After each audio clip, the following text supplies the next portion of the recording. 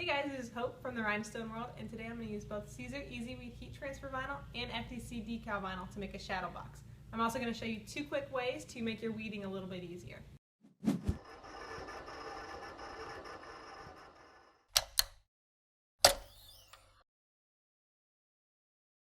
Okay, so with my first piece of vinyl, I have the Siser Easy Weed, and what I'm going to do is I'm actually going to put it on the heat press while the heat press is heating up, and that's going to kind of loosen up the Easy Weed, and it's going to make it a lot easier to weed. What you can even do is put the press down really quick to heat up that bottom plate, and lift it right back up.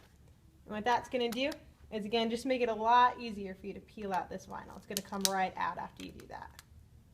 So now I'm just going to weed out my very first piece. What I'm going to do is put a chest piece on the actual shirt itself, and then I have some decal vinyl, and what I'm going to do with that is put it on the bottom of the frame. So we're going to use both in one project here. There you go. It's going to come off a lot easier now that we have the vinyl just a little bit heated up. Alright, so there we have the name that's going to go right on the chest of our t-shirt. Okay, so the next half of this is going to be our decal vinyl. So what I actually did was I mirrored the decal vinyl, which we don't normally do, but for this project I'm actually going to put it on the back of the glass. So we did have to mirror it, and that'll make a lot more sense once I go in and apply it there.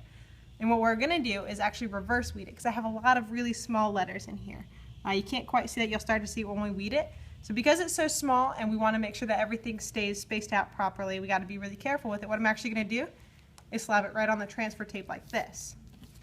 Then what we can do is peel off the backing of it.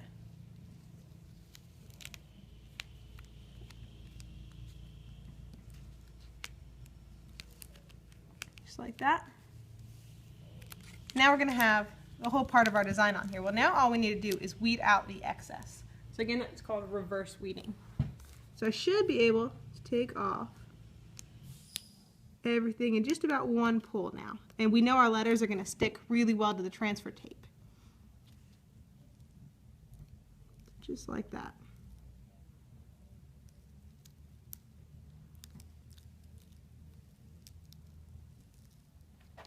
Okay, perfect. So now we have our two weeded designs. We have our heat transfer vinyl design, and we have our decal vinyl design.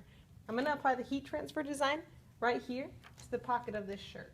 One important thing to keep in mind, we are making a shadow box, so we want to make sure that we have everything lined up in a way that will actually fit in that shadow box. So I'm going to stick this right here in the corner so we can have his name on there. Perfect. I have my heat press heated up. Now all I need to do is go ahead and drop that for 10 to 15 seconds, and we should be good on that one. So lining our decal on our glass is going to be a little bit more tricky than lining up something on a heat press, because what we need to do is we need to make sure we're directly in the center, and we really only have one shot at this. So what I'm going to do is I'm actually going to come on the outside of the shadow box, and I'm going to use a dry erase marker, and I'm going to mark about halfway.